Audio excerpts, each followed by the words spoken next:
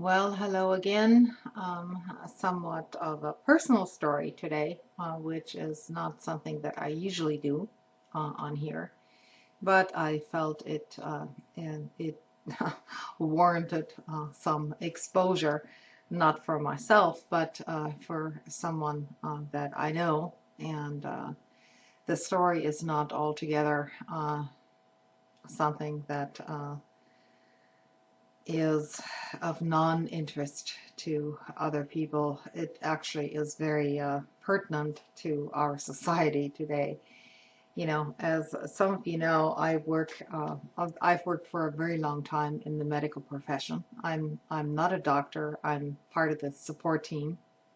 You know, I'm a licensed surgical assistant in a few states. I work basically right now in the field of oral surgery and so on, and have for many years. And prior to that, in addition to that, I might say I have a very extensive background in studying the humanities and the arts. You know, I have a college degree and all that in that field, and I basically became discouraged with the um, utilitarianism of art in service of the corporate world, so to say. And so, and conversely, the dictum that, well, yeah, anybody can be an artist and so on, a la Joseph Beuys, and, you know, anybody that's involved in the arts would know what I'm talking about. So I couldn't exactly go along with that. So, you know, I've done what I've always wanted to do, which is to help people. And so, in the service of that, and to bring about a little bit of discussion, I wanted to share a story with you from one of my patients. Um, I do not have her permission to use her real name here on YouTube. Um, Her name is Mary Kay, not like in cosmetics. But she did give me permission to share her story in the larger interest of everyone. So this is basically a story about people who do have medical insurance, who are essentially underinsured, who have paid into their insurance through their job, you know, contributions, deductions from their paychecks, and so on. So, to make a very long story short, this woman has worked hard all her life. She's 55. She's a social worker. She was diagnosed with a brain tumor uh, several months back, and the operation was very risky. It involved the risk of permanent blindness, 50% chance of that to happen. But her quality of life had gone down so much that she was willing to take that chance anyway. So 2 months ago, she then went in for this operation to have it done.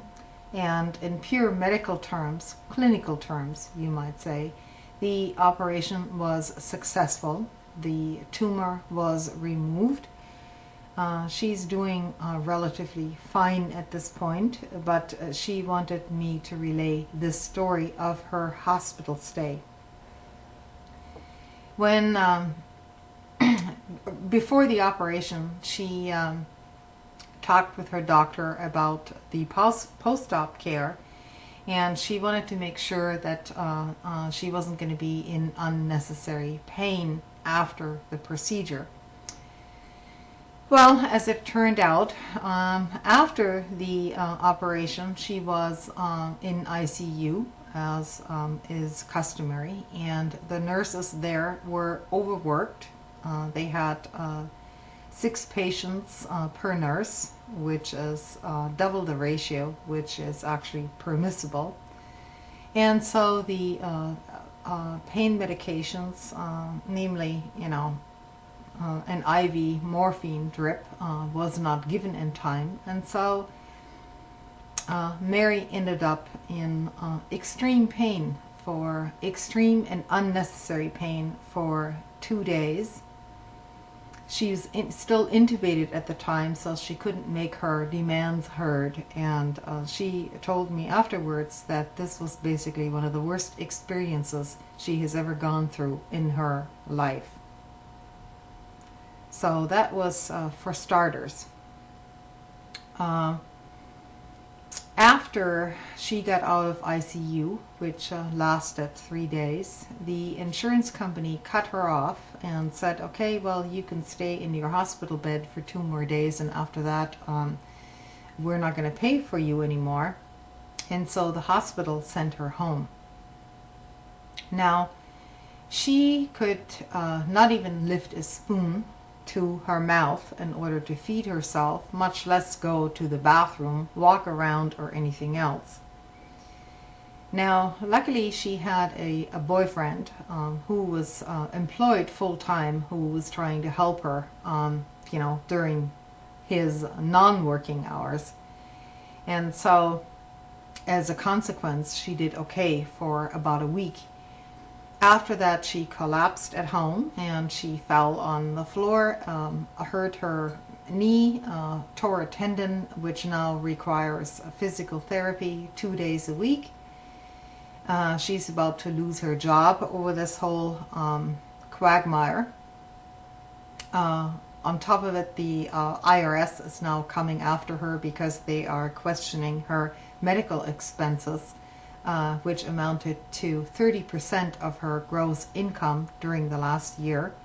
And since she missed the hearing due to this very important operation in the hospital, she is now even in more trouble. And to top things off, the friend who was trying to help her has now come down with the shingles, which in itself is a very painful condition, and so he is no longer in the position to help her. So she just wanted me to, she was so frustrated, basically, she was just canceling her appointment in our office because obviously she isn't going to have any oral surgery done anytime soon. And she wanted me to get that story out there, so I'm doing it. And this is the state of healthcare today in America. And, I just don't understand why more people aren't just totally outraged about this. It is just a calamity.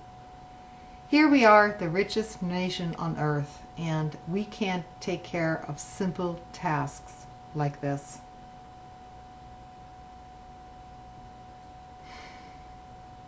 Good night.